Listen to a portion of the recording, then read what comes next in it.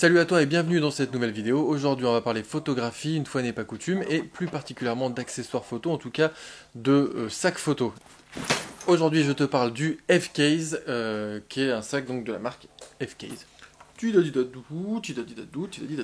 Alors petit tour d'horizon de ce sac photo avec les nombreuses poches qu'il possède, parce que c'est toujours important d'avoir plein de poches dans un sac photo, pour pouvoir y ranger des cartes mémoire, des disques durs, peu importe, tout ce que tu veux y ranger. Voilà, donc la poche d'en bas est amovible.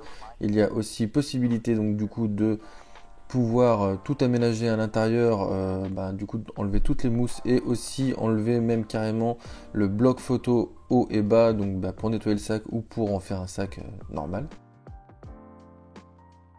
C'est un sac photo qui se trouve sur Amazon principalement. Il coûte 85 € actuellement. Moi je l'ai eu il y a quelques temps à 60 €, il y avait une promo.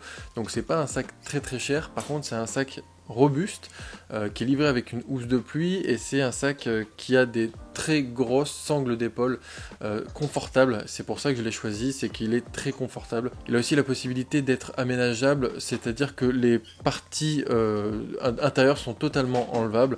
Et donc il peut se transformer en sac classique pour la rando, pour ce que tu veux en fait en faire, mettre des affaires. Et donc aussi, il a la possibilité donc d'avoir partie basse du matériel photo ou pas, partie haute du matériel photo ou pas, et du coup d'avoir les deux aussi avec du matos photo.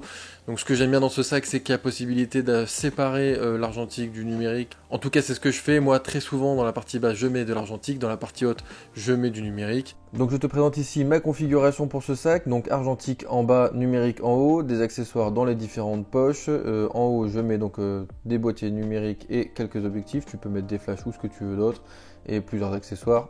L'autre avantage de ce sac photo, c'est que tu peux y mettre un ordinateur portable jusqu'à 15,6 pouces. Moi je n'utilise pas trop cette poche parce qu'elle est située dans ton dos, du coup je trouve ça un peu risqué pour l'écran de l'ordinateur. Donc bon, même si c'est une poche qui est dédiée et qui est rembourrée.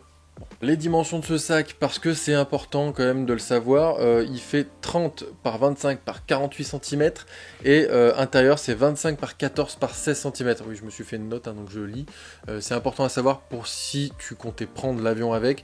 Sache que ça passe dans la plupart des compagnies aériennes. Je te mettrai le lien dans la description de ce sac photo si tu souhaites l'acheter. Merci à toi d'avoir suivi cette vidéo. On se retrouve très bientôt pour une prochaine vidéo argentique, numérique, peu importe, ce sera forcément autour de la photo. D'ici là, sors faire des photos et puis à bientôt. Salut!